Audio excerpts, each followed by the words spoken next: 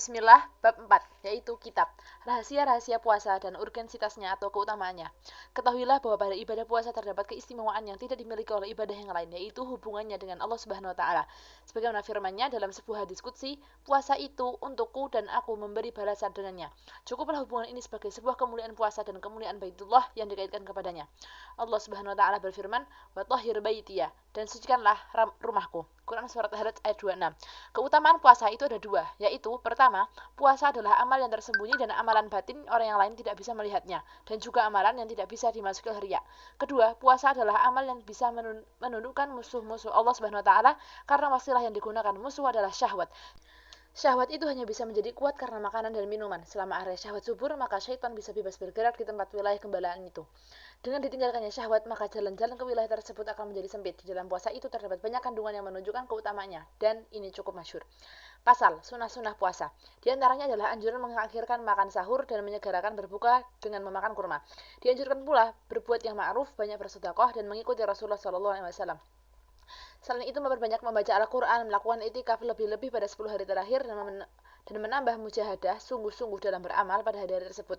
Di dalam Sahih Al-Bukhari dan Muslim dari Aisyah radhiyallahu anha, ia berkata, jika Nabi SAW memasuki 10 hari terakhir pada bulan Ramadan, maka beliau mengencangkan tali sarungnya, yaitu menghidupkan malam dan membangunkan keluarga-keluarganya.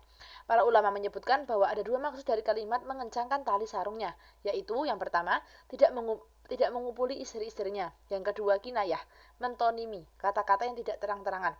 Nah, dari kesungguhan dan keseriusan dalam bekerja, para ulama berpendapat yang menyebabkan beliau bersungguh-sungguh pada 10 hari yang terakhir adalah karena menginginkan malam Lailatul Qadar. Pasal, rahasia-rahasia puasa dan adab-adabnya. Puasa itu meliputi 3 tingkatan, yaitu shaumul umum, shaumul khusus, shaumul khususil khusus. Pertama, shaumul umum, puasanya orang awam, yaitu menahan perut dan kemaluan dari memperturutkan hawa nafsu. Yang kedua, shaumul khusus, puasanya orang khusus, yaitu menahan mata, lisan, tangan, kaki, pendengaran, penglihatan, dan semua anggota badan dari berbagai dosa. Dan yang ketiga, shaumul khususil khusus, puasanya orang khusus yang pilihan, yaitu puasa hati dari berbagai keinginan yang rendah, pikiran-pikiran yang jauh dari Allah Subhanahu wa Ta'ala, dan menahannya secara total hanya karena Allah. Jenis puasa ini memiliki penjelasan yang panjang lebar yang tidak dibahas di sini. Di antara ada puasa khusus adalah menundukkan pandangan, menjaga lisan dari ucapan yang diharamkan atau dimakruhkan, atau dari ucapan yang tidak bermanfaat, serta menjaga sebagian anggota tubuh. Dari Al-Bukhari, anna Nabiya sallallahu alaihi wasallam qala, man lam yada' qawla zuri wal amali bihi, falaysa lillahi hajatun fi an yada'a ta'amahu wa syarabahu. Adab lainnya adalah menghindari perut dalam keadaan penuh dengan makanan di malam hari, tetapi makan secukupnya saja. Sebab ketika perut kenyang, kejelekan akan mendapatkan tempat dari perutnya. Ketika pada malam pertama perut dalam keadaan kenyang, maka semalam yang lain akan tidak bermanfaat dengan sendirinya. Demikian halnya ketika perut kenyang di waktu sahur, sepanjang harinya menjelang zuhur akan tidak bermanfaat dengan sendirinya. Banyak makan itu menyebabkan kemalasan dan semangat menjadi melemah, sehingga maksud dari puasa itu sendiri menjadi hilang. Maksud dari puasa adalah agar ia bisa merasakan lapar dan meninggalkan hal-hal yang menggugah selera. Sedangkan puasa tatawu' diutamakan pada hari-hari yang memiliki keutamaan yang berputar di setiap tahun, seperti puasa 6 hari pada bulan Syawal sesuai Ramadan, puasa hari Arafah, puasa hari Asyura, puasa 10 Zulhijjah, puasa hari Muharram, dan puasa lainnya. Sebagian yang lain berulang-ulang pada setiap bulan, pada awal, pertengahan, dan akhir bulan. Barang siapa yang berpuasa di awal, pertengahan, dan akhir bulan, maka ia dianggap telah berbuat baik. Namun yang lebih utama adalah berpuasa pada setiap Ayyamul Bid pada tanggal 13, 14, dan 15, atau pada setiap pertengahan bulannya. Sebagian yang lain berulang-ulang di setiap pekan, seperti puasa di hari Senin dan Kamis.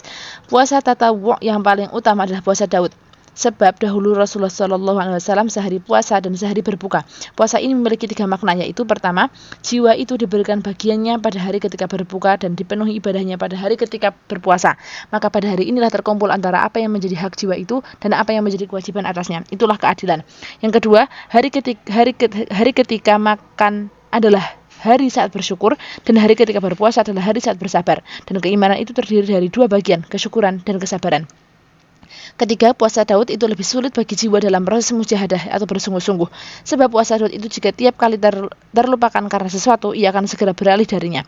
Sedangkan puasa terus-menerus disebutkan dalam Sahih Muslim dan dari Abu Qatadah radhiyallahu anhu bahwasanya Umar bertanya kepada Nabi SAW, bagaimana dengan seseorang yang berpuasa selama setahun penuh tanpa henti?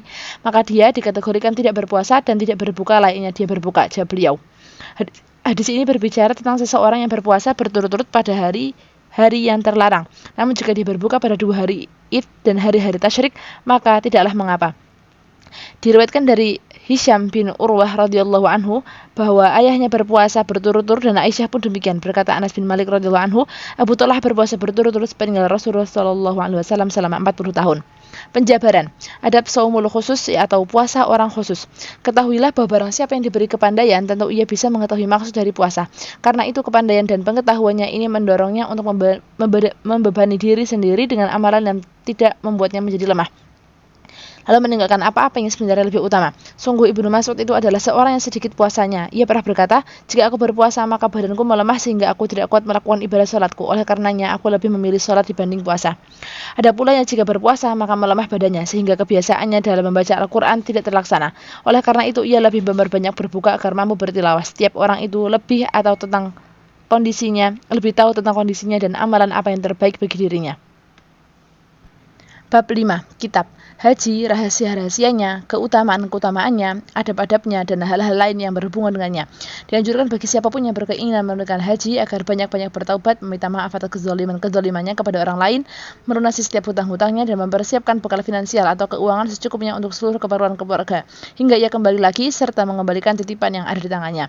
Harta yang digunakan untuk peluang dan pergi adalah harta yang halal dan tidak kikir dalam menggunakannya agar bekal-bekal benar-benar cukup, bahkan bisa menyisihkan bagi para fakir, dan membawa barang-barang yang bisa menjaga penampilannya seperti sikat gigi, sisir, cermin, dan alat celak mata, bersedekah sebelum berangkat, dan jika barang yang dibawanya sedikit atau banyak, maka ada baiknya diserahkan kepada penunggang unta. Telah berkata seorang pemuda kepada Ibnul Mubarak, bawalah bebanku ini kepada si fulan. Nanti sampai aku meminta izin kepada penunggang unta, mencairkan yang baik, solih, mencintai kebaikan dan mau menasihatinya. Jika dia lupa, maka rekan itu mengingatkannya. Jika ingat, ia mau menolongnya, dan jika dalam kesempitan mendorongnya untuk bersabar. Jika satu rombongan, hendaklah dipilih pimpinan rombongan, yaitu orang yang paling baik akhlaknya dan mengasihi semua orang. Pimpinan itu harus diangkat, sebab setiap kepala itu memiliki pendapat yang berbeda-beda. Jika tidak, dia khawatirkan terjadi kegaduhan dan kekacauan. Sebab pemimpinlah yang paling berperan, karena ia itu harus mampu berlaku netral, mempunyai rasa sayang, lemah lembut, selalu memberi maslahat, juga melindungi rombongan. Hendaknya seseorang yang tengah mengadakan perjalanan berbicara dengan isi pembicaraan yang baik-baik, menampakkan akhlak yang baik pula. Bahkan jika perlu berinisiatif atau berkeinginan untuk memberi makan kepada orang lain.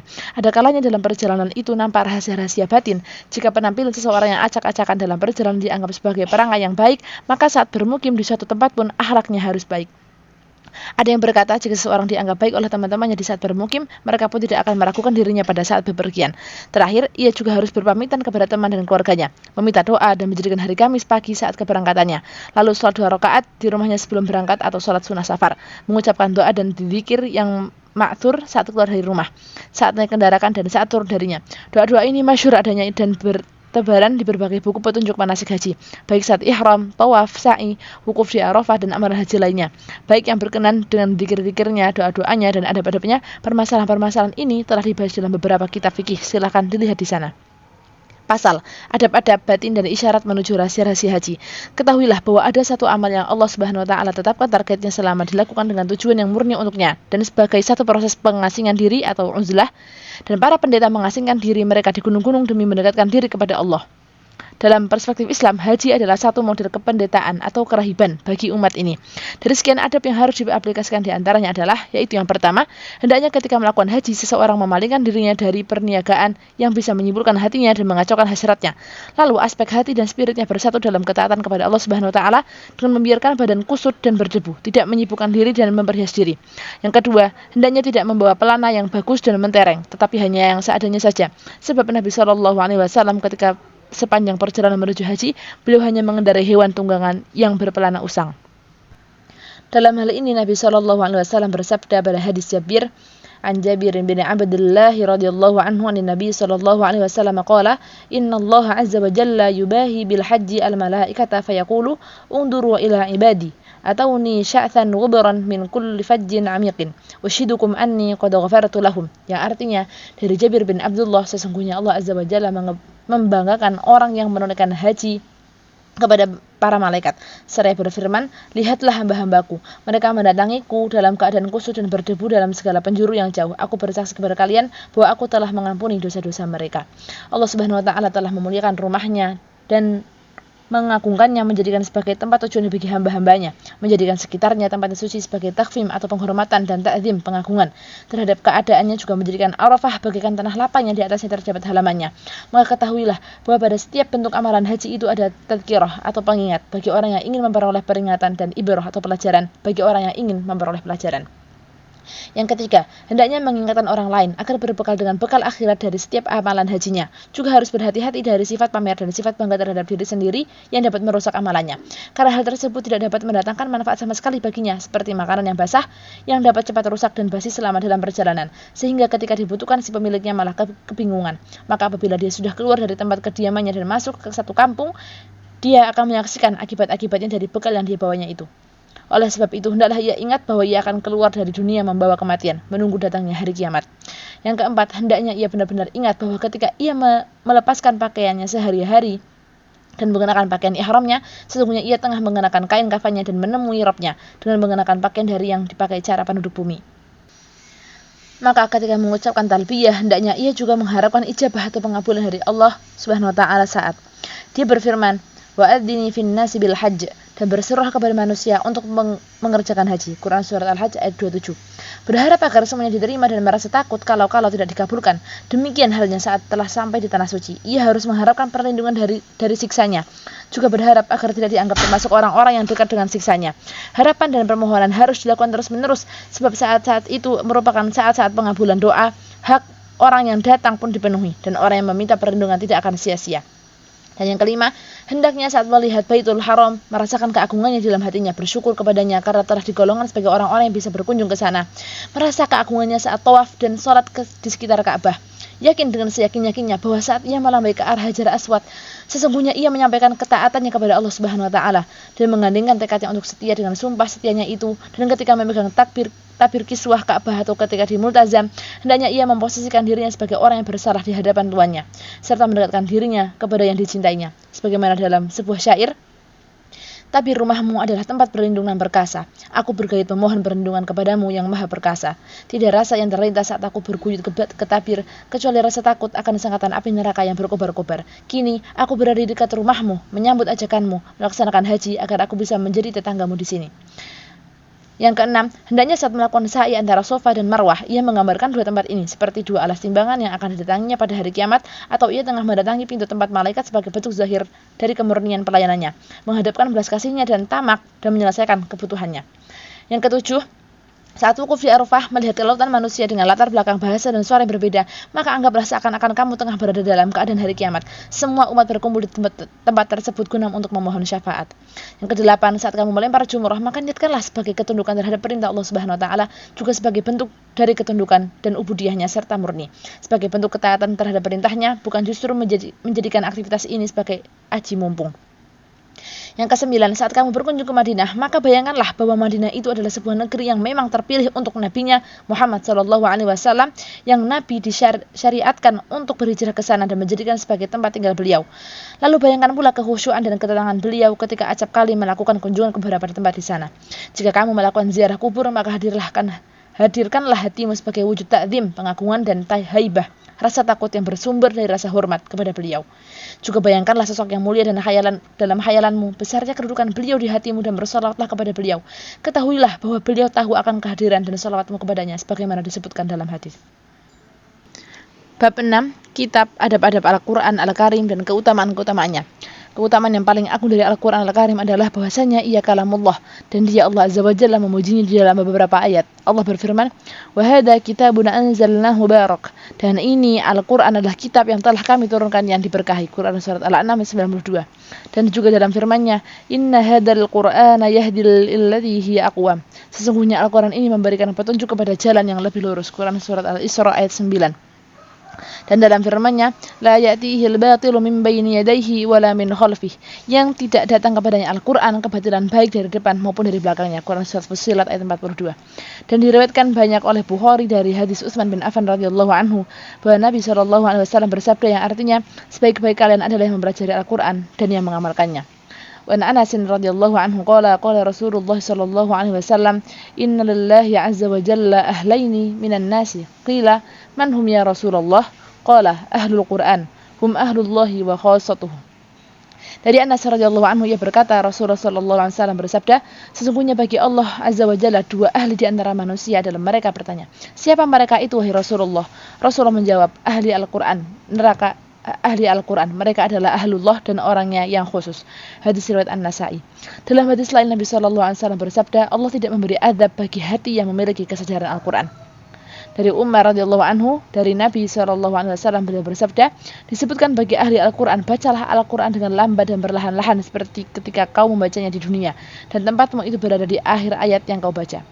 Riwayat At-Tirmidzi mensahihkannya. Dari Buraidah radhiyallahu anhu, dari Nabi SAW beliau bersabda, sesungguhnya Al-Quran menemui pembacanya pada hari kiamat ketika kuburannya terbelah seperti rupa seseorang lelaki yang pucat. Dia Al-Quran dalam rupa lelaki pucat bertanya, apakah engkau mengenalku? Dia menjawab, aku tidak mengenalmu. Al-Quran berkata, aku adalah temanmu. Al-Quran yang membuatmu kehausan pada siang hari yang panas dan membuatmu berjaga pada malam hari. Sesungguhnya setiap pedagang itu mengharapkan hasil perdagangannya. Dan sesungguhnya pada hari ini aku adalah milikmu dari seluruh perdagangan. Lalu dia memberikan hak milik orang itu dengan tangan kanan Al-Quran dan memberikan keabadian dengan tangan kirinya.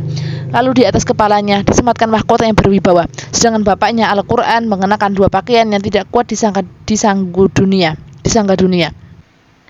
Kedua pakaian itu bertanya, karena apa kami engkau kenakan? Ada yang menjawab, karena peranan anak-anakmu dengan Al-Quran. Kemudian dikatakan kepada orang itu, bacalah sambil naik ke tingkatan surga dari bilik-biliknya. Maka dia naik sesuai dengan apa yang dibacanya, baik dibaca dengan cepat atau secara perlahan-lahan.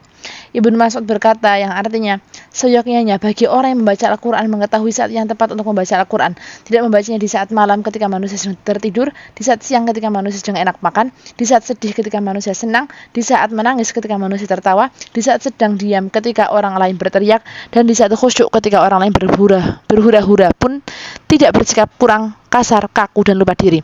Al-Fadl radhiyallahu anhu berkata, pembaca Al-Quran adalah pembawa rayah atau panji Islam. Sepatutnya ia tidak berkumpul dengan orang-orang yang suka berbuat lalai, berkumpul dengan orang-orang yang lupa, dan berkumpul dengan orang-orang yang suka bermain-main. Semua itu dilakukan sebagai ta'zim, rasa hormat kepada Allah Subhanahu wa taala. Dia juga tidak boleh meminta pamrih untuk mendapatkan suatu kebutuhannya dari seseorang, tetapi orang lainlah yang harus membutuhkan dirinya. Imam Ahmad bin Hanbal radhiyallahu anhu berkata, yang artinya, aku pernah bermimpi bertemu Rabbul Izzah dalam tidur. Aku bertanya kepadanya, wahai Rabbi, apa yang membuat seseorang menjadi lebih dekat kepadamu? Dengan kalamku, wahai Ahmad. Aku pun bertanya dengan disertai pemahaman atau tidak. Jawabnya, dengan pemahaman ataupun tidak. Pasal adab tilawatul Quran. Semestinya seseorang yang hendak dan tengah membaca Al-Quran memiliki wudu dan memperhatikan adab-adabnya.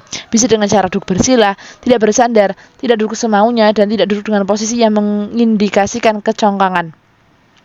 Tetapi keadaan yang paling utama baginya adalah membaca dengan posisi berdiri dalam sholat dan di dalam masjid. Sedangkan yang berhubungan dengan banyaknya bacaan, para salafus saleh memiliki tabiat yang berbeda-beda. Di antara mereka ada yang sekali khatam dalam tempo sehari semalam, ada pun yang lebih dari sekali khatam. Ada juga yang tepat dalam tersebut 3 kali khatam. Ada pula yang khatamnya di setiap pekannya dan di setiap bulannya.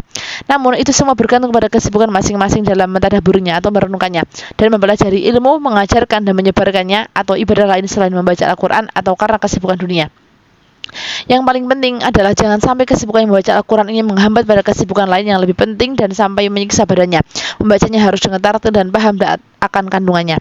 Ibnu Abbas radhiyallahu anhu pernah berkata, aku lebih suka membaca surat Al-Baqarah dan surat Ali Imran dengan tartil dan mentadabburinya daripada aku membaca Al-Quran seluruhnya. Tetapi secara serampangan, barang siapa waktunya lebih banyak luang, hendaknya ia menjadikan waktunya yang luang itu sebagai sarana untuk memperbanyak membaca Al-Quran, agar dia menjadi orang yang beruntung dan mendapatkan pahala yang banyak. Utsman bin Affan membaca seluruh isi Al-Quran dalam 1 rakaat witirnya, sedangkan Imam Syafi'i pernah menghatamkan Al-Quran 60 kali pada bulan Ramadan. Sebisa mungkin setiap individu muslim membiasakan dirinya membaca Al-Quran secara terus-menerus. Sebagian ulama menganjurkan jika menghatamkannya pada waktu petang, maka seyogyanya menghatamkannya pada 2 rakaat salat fajar atau setelah 2 rakaat tersebut. Dan jika menghatamkannya pada waktu malam, seyogyanya pada 2 rakaat salat maghrib atau setelahnya. Tetapi yang paling baik adalah pada awal malam atau awal petang. Ibnu Mas'ud radhiyallahu anhu berkata, barang siapa yang menghatamkan Al-Quran, maka doanya akan dikabulkan. Jika Anas bin Malik radhiyallahu anhu menghatamkan Al-Quran, maka dia mengumpulkan seluruh keluarganya lalu berdoa. Pasal membaguskan suara saat membaca Al-Quran. Dianjurkan seseorang membaca Al-Quran dengan suara yang bagus. Apabila orang tersebut tidak memiliki suara yang bagus, maka sebisa mungkin membaguskannya. Adapun membaca Al-Quran dengan lagu, para ulama salaf membencinya.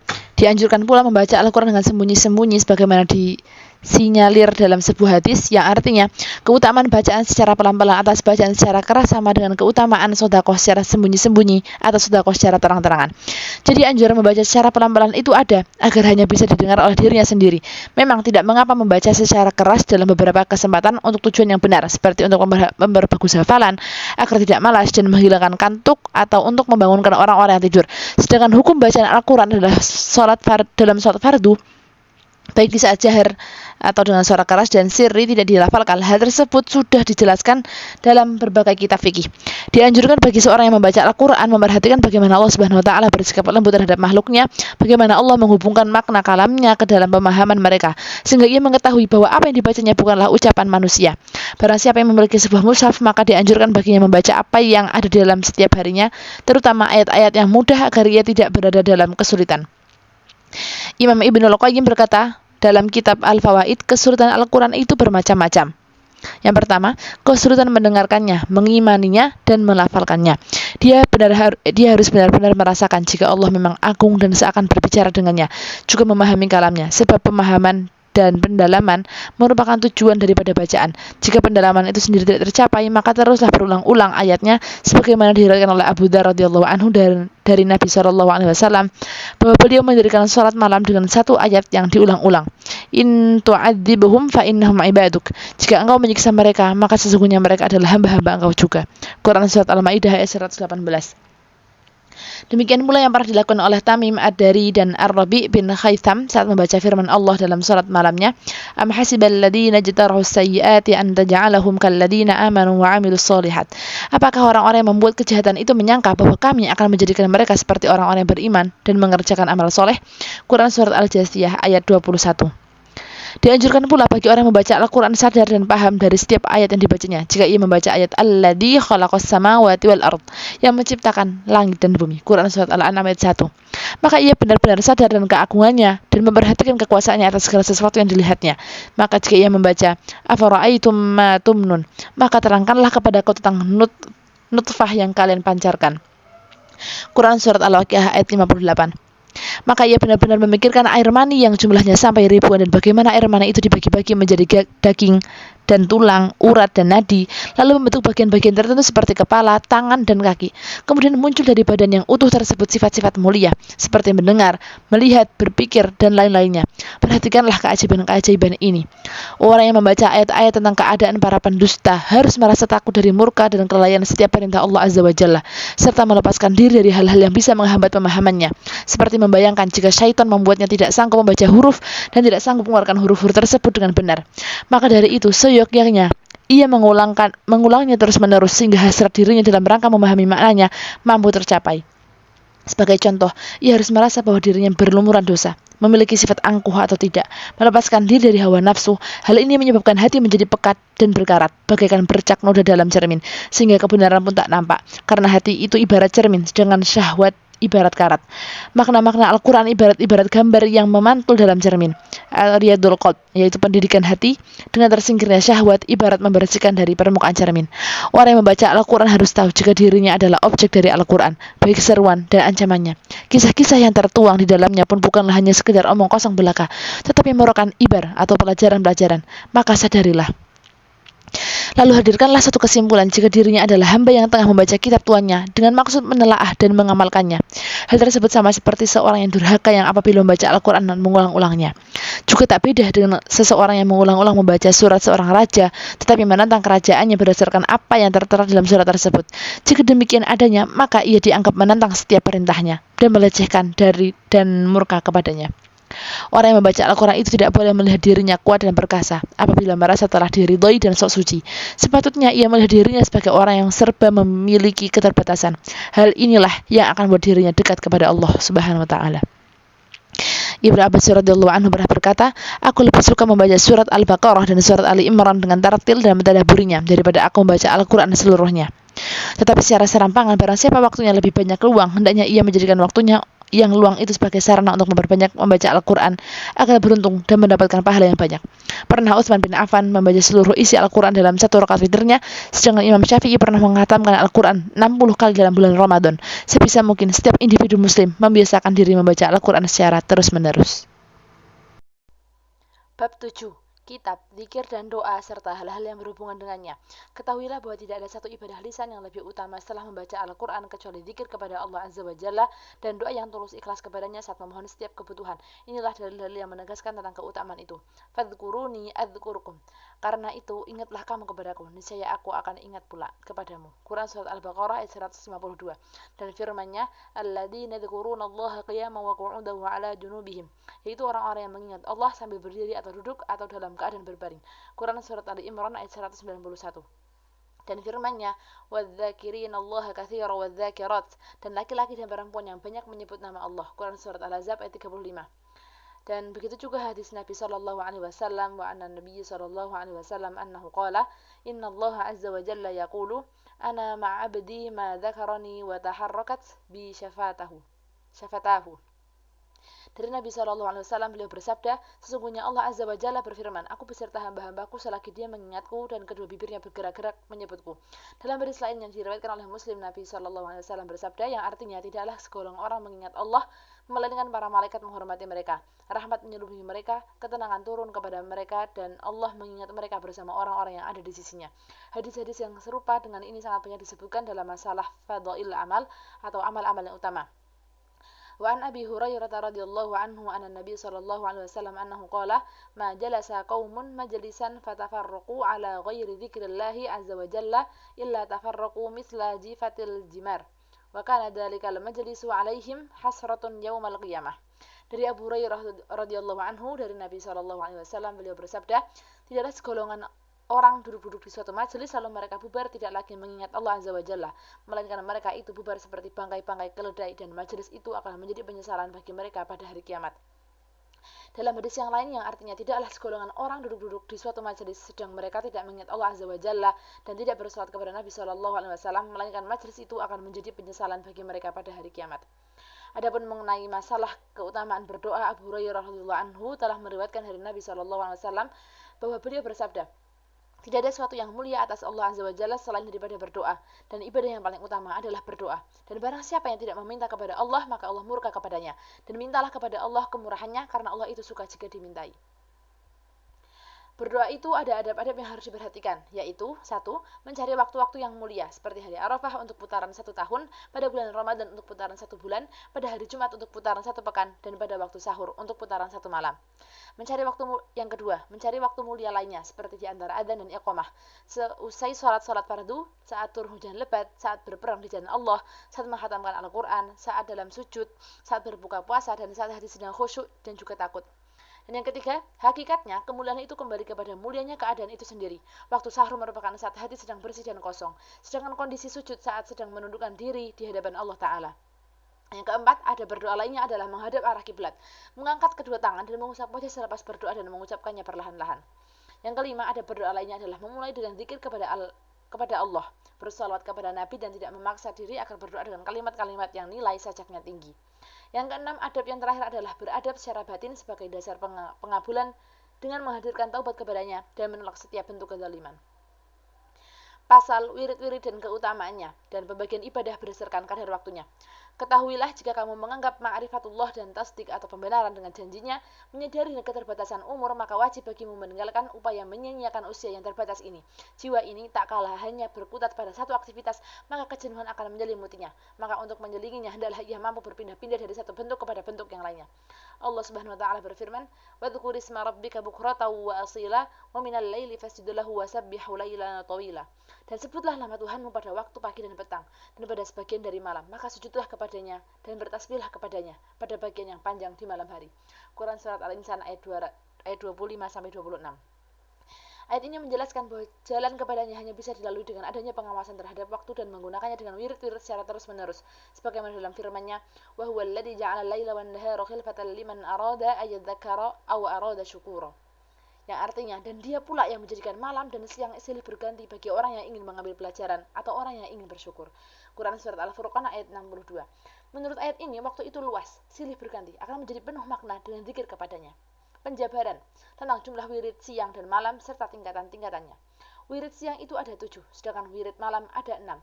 Di sini kita akan menyebutkan keutamaan setiap wirid tersebut, tugas-tugasnya dan yang berhubungan dengannya. Kita mulai dari wirid siang, yaitu Wirid pertama, waktu yang mulia adalah waktu antara terbitnya fajar, kedua ke waktu terbitnya matahari.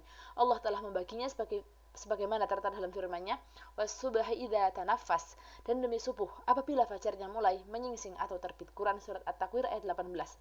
Dan dianjurkan bagi orang yang wirid jika terbangun dari tidurnya berzikirlah kepada Allah Subhanahu wa taala dengan mengucapkan alhamdulillahilladzi ahyana ba'dama amatana wa ilaihin nusyur. Segala puji bagi Allah yang telah menghidupkan kami setelah kami dimatikan, kepadanya lah kami kembali. Dalam riwayat Muslim dari Ibnu Mas'ud radhiyallahu anhu, ia berkata, Rasulullah sallallahu alaihi wasallam di setiap sorenya selalu membaca, amsayna wa amsal mulku lillah walhamdulillah wa la ilaha illallah wahdahu la syarikalah lahul mulku wa lahul hamdu wa huwa ala kulli syai'in qadir. Rabbi as'aluka khaira ma fi hadhihi al-lailah wa khaira ma ba'daha. Wa a'udzu bika min syarri hadhihi al-lailah wa syarri ma ba'daha. Rabbi a'udzu bika minal kasali wa su'il kibar. Rabbi a'udzu bika min adabin fin-nari wa adabin fil qabr. Yang artinya kami bersore hari dan bersore hari pula kerajaan milik Allah. Segala puji baginya, tiada sekutu baginya. Tidak Tuhan melainkan Allah, baginya kerajaan dan pujian, dan Dia berkehendak atas segala sesuatu. Ya Rabbi, aku memohon kepadamu kebaikan yang terdapat pada malam ini dan kebaikan setelahnya. Dan aku berlindung kepadamu dari kejahatan malam ini dan kejahatan setelahnya. Ya Rabbi, aku berlindung kepadamu dari kemaslahatan dan buruknya kesombongan. Ya Rabbi, aku berlindung kepadamu dari siksa di neraka dan siksa di dalam kubur. Dan di pagi hari beliau selalu membaca, kami berpagi hari dan berpagi hari pula kerajaan milik Allah. Segala puji baginya, tiada sekutu baginya. Tidak Tuhan melainkan Allah, baginya kerajaan dan pujian. Dan Dia berkehendak atas segala sesuatu. Ya Rabbi, aku memohon kepadamu kebaikan yang terdapat pada malam hari ini dan kebaikan setelahnya. Dan aku berlindung kepadamu dari kejahatan malam ini dan kejahatan setelahnya. Ya Rabbi, aku berlindung kepadamu dari kemalasan dan buruknya kesombongan. Ya Rabbi, aku berlindung kepadamu dari siksa di neraka dan siksa di dalam kubur. Dan dilanjutkan dengan sebuah doa, Bismillahilladzi la yadurru ma'asmihi syai'un fil ardi wala fis sama' wa huwa samiul alim. Dengan nama Allah yang bersama namanya tidak akan membahayakan sesuatu pun yang ada di bumi dan langit. Dia Maha mendengar dan Maha mengetahui, sebanyak 3 kali. Raditu billahi rabba wa bil islami dina wa Muhammadin sallallahu alaihi wasallam nabiyya wa rasulah. Aku rela dengan Allah sebagai Tuhan, Islam sebagai agama, Muhammad sebagai nabi dan rasul.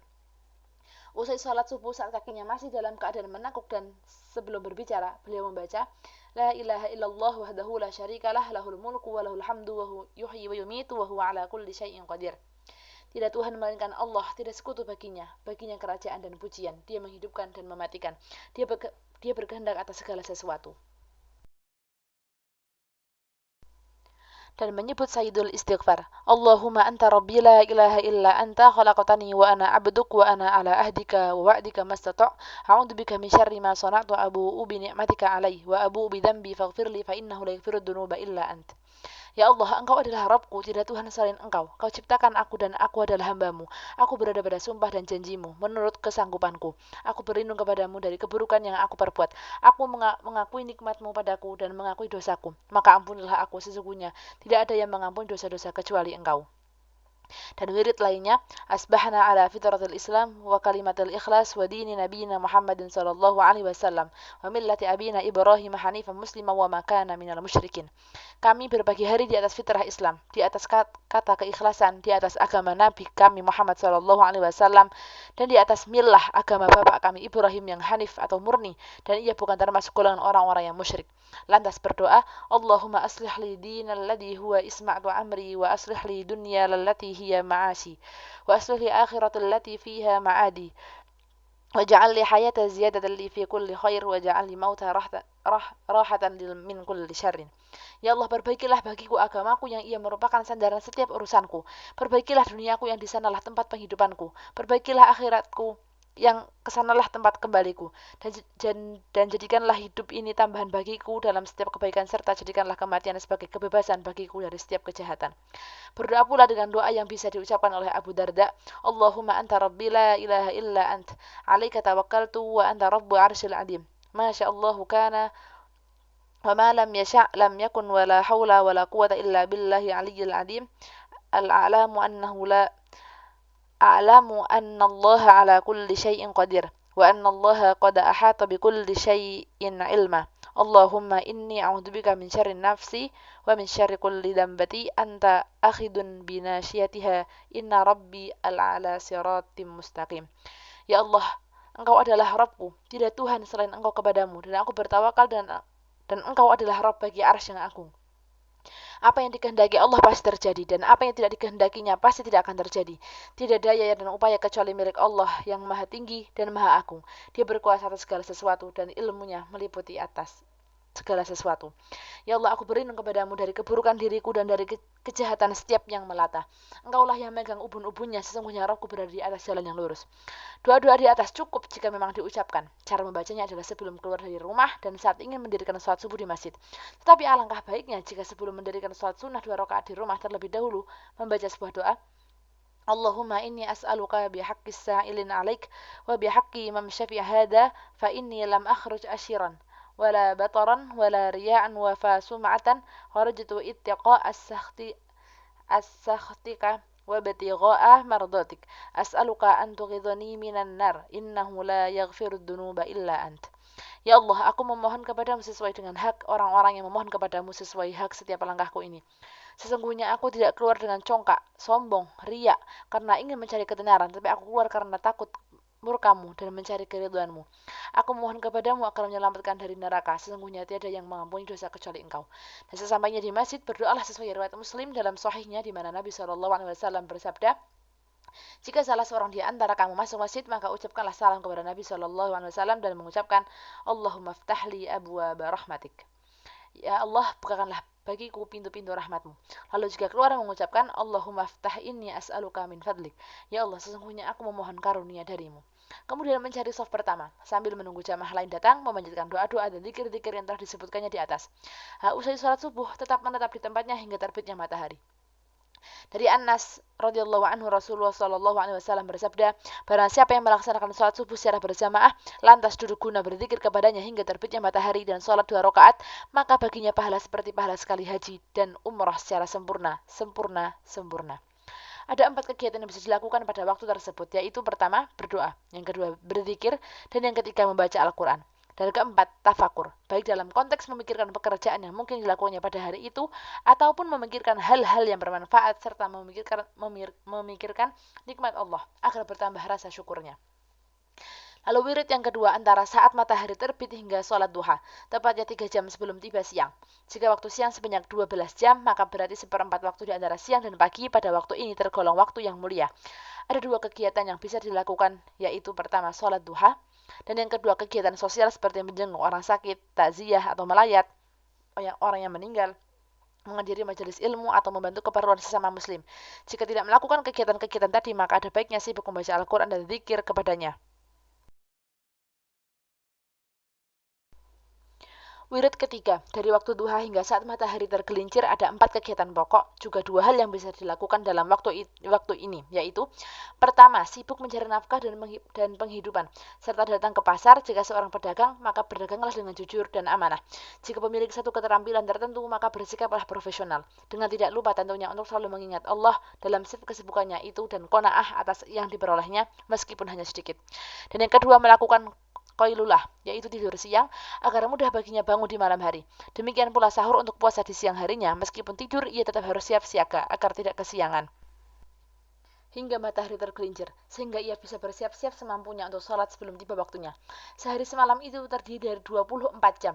Akan seimbang jika ia tidur sepertiga saja, yaitu sebanyak 8 jam. Jangan kurang, sebab jika kurang dari 8 jam biasanya dapat berakibat pada terganggunya stamina tubuh. Juga jangan berlebih, sebab jika lebih dapat menambah kemalasannya, dan akan terasa hambat tidur siangnya. Tetapi jika tidur malamnya yang kurang, ia bisa menambahinya dengan tidur siang. Wirid keempat, antara saat matahari tergelincir hingga usai sholat zuhur atau waktu wirid yang terpendek tetapi paling utama. Pada waktu ini ketika muadzin mengumandangkan adzan, maka ia dianjurkan menjawab seperti yang diucapkan oleh muadzin sesuai adzan. Ia bangkit guna melaksanakan sholat sunnah 4 rakaat serta berlama-lama dalam sholatnya itu. Sebab pada waktu ini pintu-pintu langit terbuka, baru melaksanakan sholat duhur disusul kemudian sholat sunnah 4 rakaat sesudahnya. Wirid kelima, antara usai sholat zuhur hingga datang waktu sholat asar. Pada waktu ini dianjurkan memperbanyak zikir, sholat, ditambah pekerjaan lainnya yang bermanfaat. Dan amalan-amalan tadi akan lebih utama jika dilakukan sampai datangnya sholat setelahnya. Wirid keenam, antara waktu sholat asar hingga waktu matahari mengguning. Pada waktu ini tidak sholat yang bisa dikerjakan, kecuali sholat sunnah 4 rakaat antara adzan dan iqamah, dan dilanjutkan setelah sholat sholat fardu asar serta menyibukkan diri dengan 4 kegiatan yang telah disebutkan sebelumnya pada wirid pertama. Namun yang paling utama adalah tilawah Al-Quran dengan nuansa tadabbur dan tafahum atau mendalami. Wirid ketujuh antara waktu matahari menguning hingga terbenamnya. Pada waktu ini juga merupakan waktu yang mulia jika dimanfaatkan untuk zikir kepadanya. Al-Hasan Al-Basri berkata, orang-orang itu lebih menghormati waktu senja daripada awal waktu siang. Di waktu ini dianjurkan memperbanyak tasbih dan istighfar khusus kepadanya. Kalau waktu maghrib tiba, usailah wirid-wirid siang. Maka seorang hamba dianjurkan memperhatikan setiap keadaannya dan tidak lupa melakukan muhasabah bagi jiwanya. Sebab satu perjalanan sudah dia laluinya. Dan ketahuilah bahwa usia itu laksana hari-hari yang akan terus berkurang bersamaan dengan berkurangnya setiap hari demi harinya.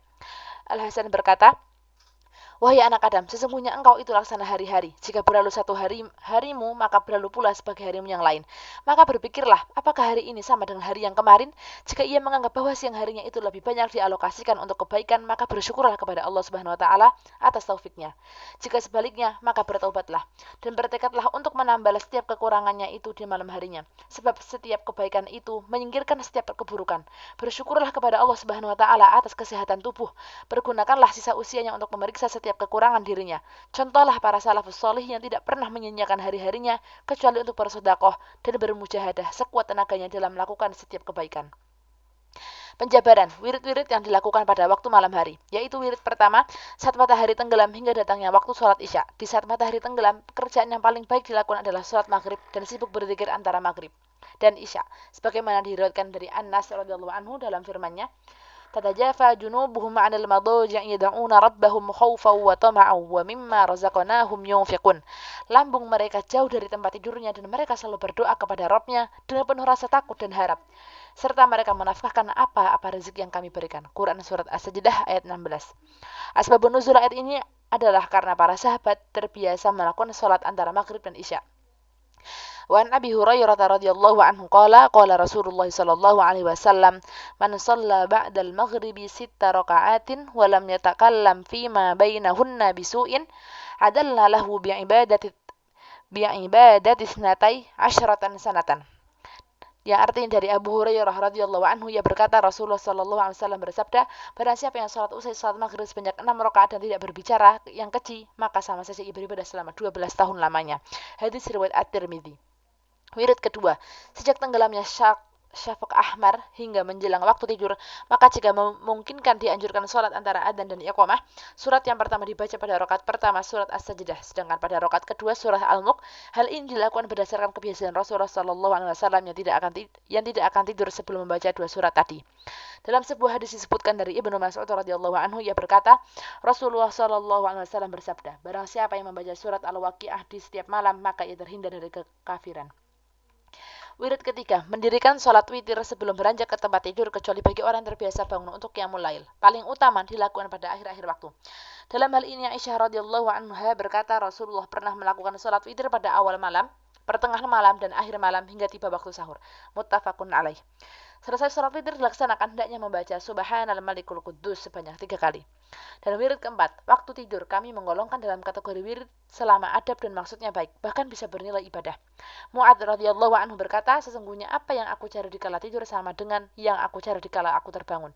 Di antara adab-adab tidur adalah pertama, tidur dalam keadaan suci sebagaimana ditegaskan oleh Aisyah radhiyallahu anha bahwa Rasulullah sallallahu alaihi wasallam jika ingin tertidur maka beliau berwudu terlebih dahulu seperti ketika ingin sholat. Abdullah bin Amr bin As radhiyallahu anhu berkata, sesungguhnya roh-roh itu dibawa naik ke langit saat tidur, lalu diperintahkan sujud di samping arsy. Jika dalam keadaan suci, ia bersujud dengan arsy, jika tidak, maka ia bersujud jauh dari arsy. Kedua, bertaubat sebelum tidur. Seseorang itu selain dianjurkan membersihkan zahir dirinya, ia juga harus membersihkan batinnya, sebab bisa jadi ia mati ketika dalam keadaan tidur. Ketiga, membasmi setiap bentuk dusta yang terbesit di dalam hati antara sesama muslim. Tidak berniat berlaku zalim dan tidak bertekad berbuat salah kala terbangun kelak. Dan yang keempat, jika membiarkan seseorang yang memiliki sesuatu yang ingin diwasiatkan kecuali wasiat yang itu tertulis di sisinya, karena disebutkan dalam kitab As-Sahih dari Ibnu Umar radhiyallahu anhuma dan dari Nabi SAW beliau bersabda, tiada hak bagi seorang muslim yang mempunyai suatu kekayaan dan hendak diwasiatkan, melainkan setelah berlaku 2 malam wasiatnya itu sudah tertulis dan disimpan di sisinya. Yang kelima, tidak berlebihan saat menyusun tempat tidur yang dapat membuat dirinya lebih nyenyak dalam tidur. Pernah Nabi Shallallahu Alaihi Wasallam melapis dua tempat tidurnya dan seraya bersabda, jika aku tidur di atasnya, maka akan menghalangiku dari sholat malam. Dan yang keenam, tidak menyengajakan tidur kecuali jika telah benar-benar mengantuk. Sebab para salafus soleh tidak tidur sampai benar-benar merasa mengantuk. Yang ketujuh, tidurnya menghadap kiblat dan membaca doa terlebih dahulu. Sebagaimana perintah dalam hadis, tidurnya pun dengan posisi miring ke arah kanan dan di atas lambung kanan. Setelah diriwayatkan oleh Abu Hurairah radhiyallahu anhu dari Nabi Shallallahu alaihi wasallam, beliau bersabda, "Jika salah seorang di antara kalian hendak menghampiri tempat tidurnya, maka kibaslah terlebih dahulu dan menggunakan kainnya, sebab ia tidak tahu apa yang terjadi sebelumnya." Jika ia meletakkan lambungnya, maka hendaknya mengucapkan Bismika Rabbi wada'tu jambi wa bika arfa'uh in amsaka nafsi faghfirli wa in arsalta fahfadha bima tahfadu bihi ibadakas solihin. Dengan namamu ya Rabbi, kuletakkan lambungku dan denganmu pula ku angkat lambungku. Jika engkau mencabut jiwaku, maka ampunlah dosaku. Tetapi jika engkau membiarkan aku hidup, maka jagalah aku sebagaimana engkau menjaga hamba-hambamu yang solih. Hadis riwayat Al-Bukhari dan Muslim dan mengeluarkannya dalam Sahihain. Dalam Sahih Al-Bukhari dan Muslim dari Aisyah radhiyallahu anha bahwasanya Nabi Shallallahu alaihi wasallam pada setiap malam jika hendak menghampiri tempat tidurnya, beliau menghimpun dua telapak tangannya dan meniupnya sambil mengucapkan Qul huwallahu ahad, qul a'udzu birabbil falaq dan qul a'udzu birabbin nas. Lalu beliau mengusap bagian tubuhnya yang bisa diusap sebanyak 3 kali, dimulai dari kepalanya, wajahnya, dan tubuh bagian luar. Dan telah disebutkan dalam Sahih Al-Bukhari dan Muslim dari Al-Barra bin Azib radhiyallahu anhu, Rasulullah sallallahu alaihi wasallam bersabda, "Jika kamu ingin mendatangi tempat tidurmu, maka berwudulah terlebih dahulu layaknya ingin melakukan salat. Kemudian terlentanglah pada tulang rusukmu bagian kanan, lalu ucapkanlah, Allahumma aslamtu nafsi ilaika wa wajjahtu wajhi ilaik, wa fattu amri ilaik, wa alja'tu zuhri ilaik, raghbatan wa rahmatan ilaik.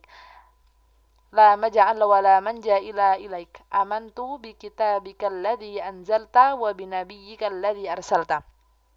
Ya Allah, kupasrahkan diriku kepadamu, kuhadapkan wajahku kepadamu, kuserahkan urusanku kepadamu, kutumpukan punggungku kepadamu saat suka ataupun tidak. Tiada tempat berlindung dan tempat menyelamatkan diri dari siksamu kecuali kembali kepadamu. Aku beriman kepada kitabmu yang engkau turunkan dan aku beriman kepada nabimu yang engkau utus. Sesungguhnya jika kamu meninggal pada malam itu, maka kamu meninggal di atas fitrah. Dan jika engkau tetap hidup hingga pagi hari, berarti kamu telah memperoleh suatu kebaikan. Dari Ali bin Abi Thalib radhiyallahu anhu bahwasanya Rasulullah shallallahu alaihi wasallam pernah bersabda kepadanya dan kepada Fatimah, "Jika kalian berdua mendatangi tempat tidur atau kasur kalian, maka bertasbihlah kepadanya sebanyak 33 kali. Bertahmidlah kepadanya sebanyak 33 kali dan bertakbirlah kepadanya sebanyak 33 kali. Yang demikian ini lebih baik bagi kalian berdua daripada seorang pembantu." Muttafaqun alaih. Disebutkan dalam hadis Abu Hurairah mengenai menjaga zakat Ramadan yang masyhur dalam syaitan, bahwa syaitan berkata kepadanya, "Jika kamu berkehendak menghampiri tempat tidurmu, maka bacalah ayat kursi, sebab dengan begitu senantiasa ada yang menjagamu dari Allah dan syaitan tidak akan berani mendekatimu." Maka ia akan mengabarkan kejadian ini kepada Rasulullah Shallallahu alaihi wasallam.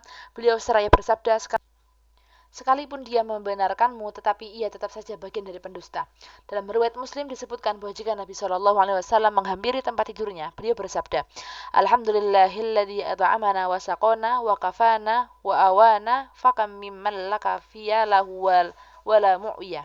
Segala puji bagi Allah yang telah memberikan kami makan dan minum, mencukupi kami dan memberi kami tempat berlindung. Betapa banyak orang yang tidak merasa cukup dan mendapat tempat berlindung. Maka jika terbangun dari tidur untuk salat tahajud, ia berdoa dengan doa yang biasa diucapkan oleh Rasulullah sallallahu alaihi wasallam. Allahumma rabbana lakal hamdu anta qayyimus sawamati wal ardi wa man fihinna wa lakal hamdu antalqa wa wa'dukal khalq wa liqa'uka haqq wal jannatu haqq wa naru haqq wa nabiyyuna haqq wa muhammadun haqq wa sa'atun haqq. Allahumma laka aslamtu wa bika amantu wa alaika tawakkaltu wa ilaika anabtu wa bika hassamtu wa ilaika hakamtu faghfirli ma qaddamtu wa ma akhtartu wa ma asrartu wa ma a'lantu. Ya Rabb, kami segala puji bagimu, engkau yang menegakkan langit, bumi, dan siapapun yang ada di dalamnya. Bagimu segala pujian, engkau adalah benar, janjimu adalah benar, pertemuan denganmu adalah benar, surga adalah benar, neraka adalah benar, para nabi adalah benar, Muhammad adalah benar, dan hari kiamat adalah benar. Ya Allah, kepadamu aku memasrahkan diri, kepadamu aku beriman, kepadamu aku bertawakal, kepadamu aku berserah diri. Karenamu aku memusuhi. Kepadamu aku mengadukan perkara, maka ampunlah dosaku yang lalu dan yang akan datang, yang kusembunyikan dan yang kutampakkan. Dalam riwayat yang lain disebutkan, wa ma antal alamu bihi minni antal muqaddimu wa antal muakhir la ilaha illa anta. Engkau lebih mengetahui setiap sesuatu daripada aku. Engkau yang mengawali dan engkau yang mengakhiri. Tidak Tuhan selain engkau. Muttafaqun alaih. Hendaknya berusaha agar perkataan terakhir yang keluar sebelum beranjak tidur adalah zikir kepada Allah. Juga saat bangun tidur, dua perbuatan tersebut adalah tanda-tanda keimanan. Nah, wirid kelima melewati 10 separuh malam pertama sampai berada dalam seperenamnya, ini adalah waktu yang mulia. Abu Dzar radhiyallahu anhu berkata, aku bertanya kepada Rasulullah shallallahu alaihi wasallam, salat malam manakah yang paling utama? Beliau menjawab, di separuh malam atau di pertengahannya, dan sedikit yang melakukannya. Diriwayatkan bahwa Daud radhiyallahu anhu berkata, ya Rabbi, kapankah waktu yang tepat untukku mendirikan salat kepadamu? Maka Allah mewahyukan kepadanya, wahai Daud, janganlah kamu dirikan salatmu di awal malam, juga di akhirnya, tetapi dirikanlah pada waktu pertengahannya, sehingga kamu bisa menyendiri bersamaku dan aku menyendiri bersamamu. Dan mintalah apa yang terjadi kebutuhan-kebutuhanmu. Maka jika seorang terbangun untuk melaksanakan sholat tahajud, ia membaca 10 ayat terakhir dari surat Ali Imran, sebagaimana diriwayatkan dalam As-Sahihain, bahwa Rasulullah Shallallahu Alaihi Wasallam melakukan hal tersebut lalu membaca doa seperti yang dibaca oleh Rasulullah saat bangun malam dan membuka dengan sholat 2 rakaat yang ringan. Telah diriwayatkan dari Abu Hurairah radhiyallahu anhu dari Nabi Shallallahu Alaihi Wasallam, beliau bersabda, apabila salah seorang dari kamu bangun dan sholat di malam hari, maka mulailah dengan 2 rakaat yang ringan terlebih dahulu. Dalam riwayat Muslim disebutkan kemudian sholat 2 rakaat 2 rakaat. Riwayat terbanyak yang datang dari Rasulullah menyebutkan bahwa beliau terbiasa melakukan sholat malam 13 rakaat termasuk witir, dan setidaknya 7 rakaat. Wirid ke-6 seperenam terakhir, yaitu di waktu sahur. Allah berfirman, wabil ashari hum yastaghfirun, dan selalu memohonkan ampunan di waktu pagi sebelum fajar. Quran Surah Az-Zariyat ayat 18. Adapun dalam sebuah hati, sesungguhnya bacaan seseorang di akhir malam itu sedang-sedang saja. Taus mendatangi seseorang pada waktu sahur, maka orang-orang berkata, dia itu masih tidur. Taus pun berkata, aku tidak menyangka jika ada seorang tidur pada waktu sahur. Orang yang wirid jika selesai dari sholat pada waktu sahur, maka seyogyanya memperbanyak istighfar kepada Allah. Sebagaimana disinyalir dalam sebuah hadis dari Ibnu Umar radhiyallahu anhuma bahwa ia melakukan hal tersebut. Pasal wirid-wirid itu bergantung pada keadaan. Ketahuilah bahwa orang yang hendak menuju akhirat itu tidak akan lepas dari 6 keadaan, yaitu pertama, al-abid, seorang ahli ibadah, yaitu seorang yang memutuskan diri dari segala kesibukan dunia, sehingga seluruh kesibukannya hanya untuk beribadah dengan wazifah, wirid yang berbeda. Bagi sebagian salaf ada yang lebih cenderung membaca Al-Quran sehingga dalam sehari mampu sekali hatam, atau 2 kali atau 3 kali. Sebagian yang lain ada yang memperbanyak bertasbih, sebagian yang lain ada yang memperbanyak ibadah sholat, dan sebagian yang lain ada yang memperbanyak tawaf di Baitullah. Dikatakan, wirid manakah yang paling utama dilakukan? Ketahuilah bahwa membaca Al-Quran sambil berdiri dalam sholat dengan penuh tadabbur itu mampu mewakili semuanya. Namun mungkin hal ini agak berat dilakukan. Yang paling utama semua kembali kepada kondisi orangnya masing-masing. Sebab maksudnya dari wirid-wirid itu sendiri adalah mensucikan hati dan membersihkannya. Maka orang yang wirid semestinya memperhatikan wirid manakah yang paling membersihkan, yang paling memberikan pengaruh terhadap proses tazkiyah al-qalb atau pensucian hati bagi dirinya, sehingga ia bisa melakukannya terus-menerus. Tetapi jika ia merasa bosan dengan model sebelumnya, maka sebaiknya ia beranjak ke model yang lainnya. Abu Sulaiman Ad-Darani berkata, jika hatimu merasa tenang saat berdiri, maka janganlah cepat-cepat beranjak untuk ruku.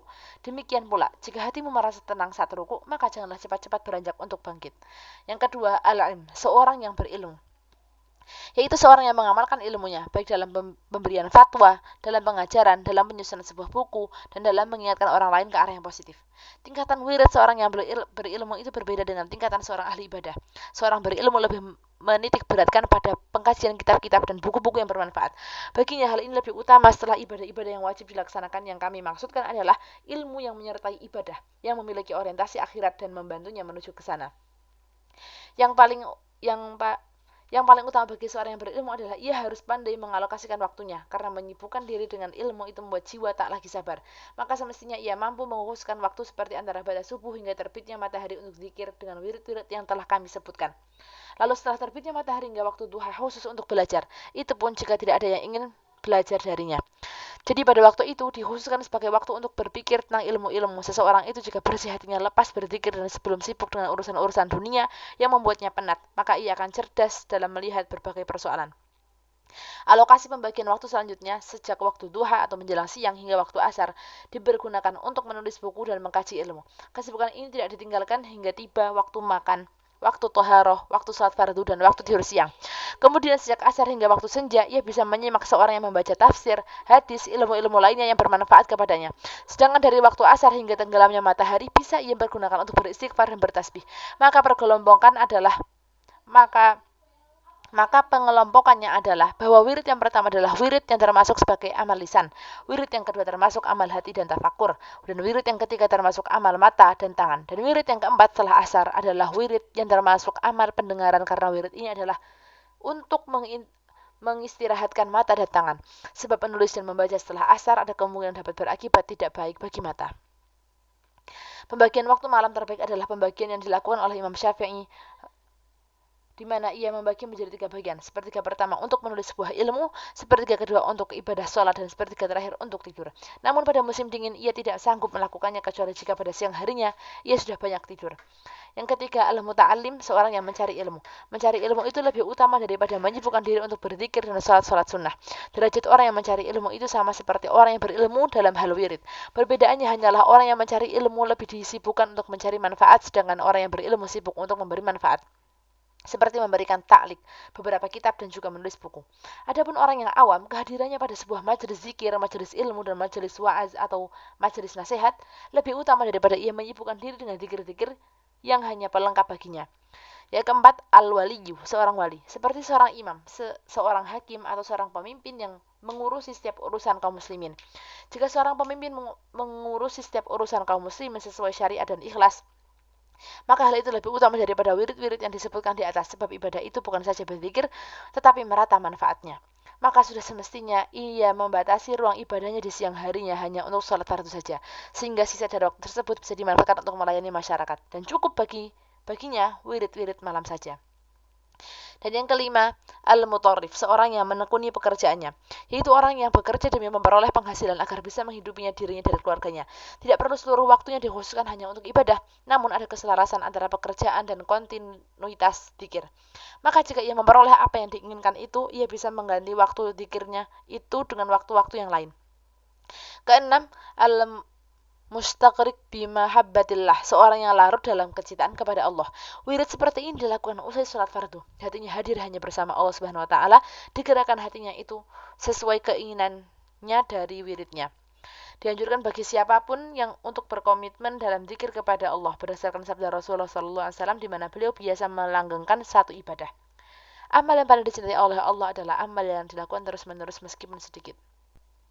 Qiyamul Lail, keutamaannya dan sebab-sebab di mana kita diperintahkan untuk mendirikannya. Allah Subhanahu wa taala berfirman, "Tatajafa junubuhum 'anil madaji'." Lambung mereka jauh dari tempat tidurnya. Quran surat As-Sajdah ayat 16.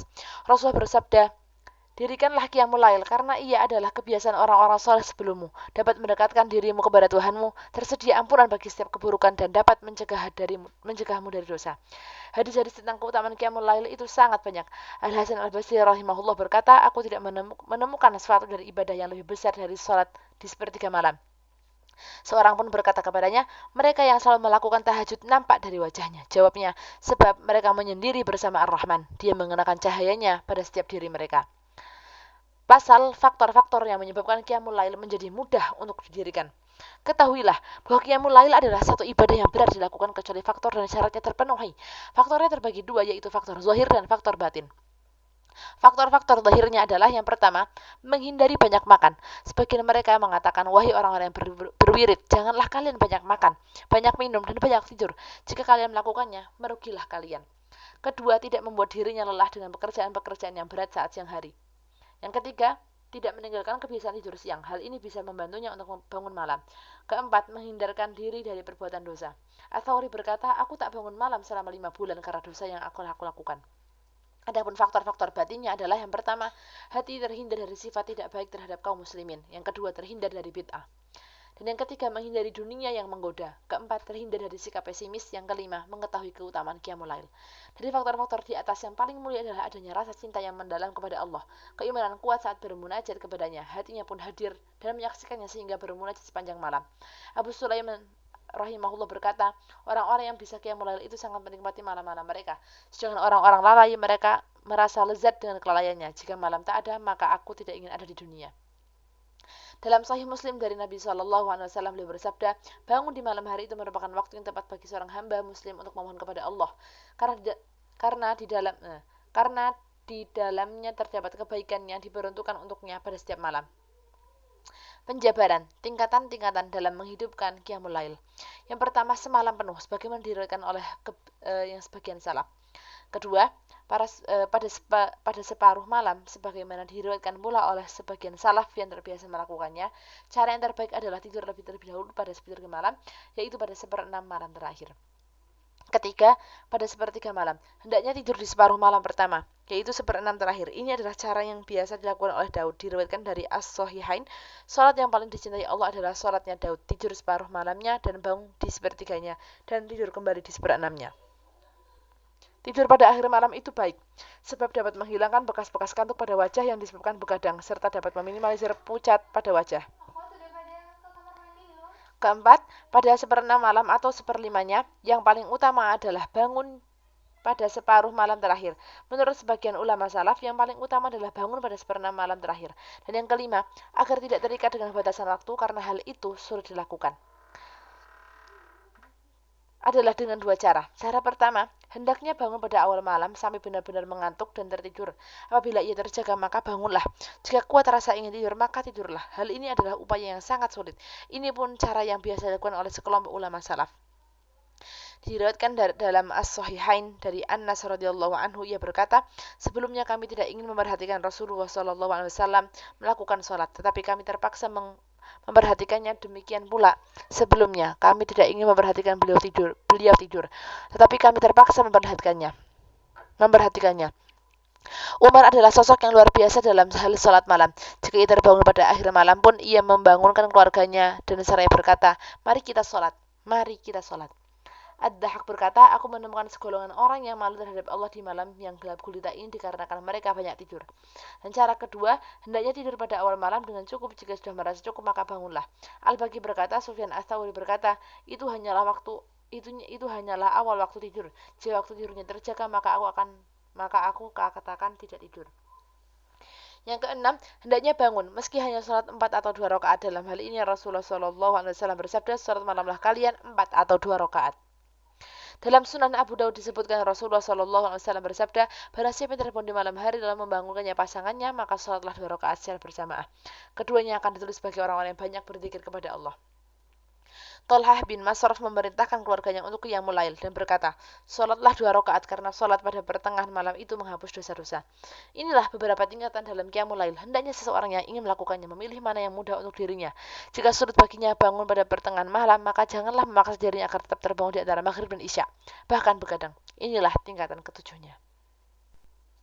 Pasal, seseorang yang sulit bertoharoh saat malam hari. Jika seseorang merasa sulit untuk bertoharoh pada saat malam dan berat baginya melakukan sholat, maka hendaklah duduk mengarah ke kiblat, berzikir kepada Allah dan berdoa semampunya. Andaikan tidak duduk mengarah kiblat, berdoalah dengan penuh ketundukan. Jika tengah wirid dan kantuk memaksakan tidur sehingga ditinggalkan wiridnya itu, maka tambahlah usai sholat duha. Hal ini seperti disitir dalam sebuah hadis. Jika seseorang telah terbiasa melakukan qiyamul lail, maka janganlah sampai meninggalkannya. Disebutkan dalam As-Sahihain bahwa Rasulullah SAW bersabda kepada Abdullah bin Amr, janganlah seperti si fulan, dia bangun di tengah malam, tetapi tidak sholat malam. Pasal malam-malam dan hari-hari utama. Malam-malam khusus dan utama yang diajukan seseorang menghidupkannya terdiri dari 15 malam. Pada malam-malam ini seorang dilarang lalai darinya, sebab sebagaimana mungkin seorang pedagang memperoleh keuntungan jika ia sendiri lalai saat musim-musim yang menguntungkan baginya. Di antara malam-malam yang 7 ini ada pada bulan Ramadan, malam ke-17 bertepatan dengan perang Badar. Sisanya adalah hari ke-10 pada bulan Ramadan, tepatnya pada tanggal-tanggal ganjil yang berindikasikan malam Lailatul Qadar. Sedangkan yang ke-8-nya awal malam bulan Muharram pada malam Asyura, awal malam bulan Rajab atau di setengah bulannya atau malam ke-27, yaitu malam saat Nabi melakukan Mi'raj dalam malam di setengah bulan Sya'ban. Maka malam bulan Arafah dan 2 malam Idul Fitri dan Idul Adha. Sebagian riwayat menganjurkan bersolat kepada Rasulullah Shallallahu Alaihi Wasallam, sedangkan sebagian yang lain memerintahkan demikian. Hari-hari yang utama terdiri dari 19 hari. Hari Arafah, hari Asyura, hari ke-27 dari bulan Rajab, hari pertama Jibril datang kepada Nabi SAW. Hari ke-17 dari bulan Ramadan disebabkan adanya perang Badar, dan setengah bulan di bulan Rajab, hari Jumat, 2 hari Idul Fitri dan Idul Adha, dan hari-hari yang dikenal yaitu hari 10 Dzulhijjah serta hari-hari yang terhitung yaitu hari-hari tasyrik. Adapun hari-hari yang utama dalam sepekan hari Senin dan hari Kamis, hari ke-13, 14 dan 15 di setiap bulannya atau Ayyamul Bid. Selesailah pembahasan tentang bab ini, semoga Allah memberikan taufiknya.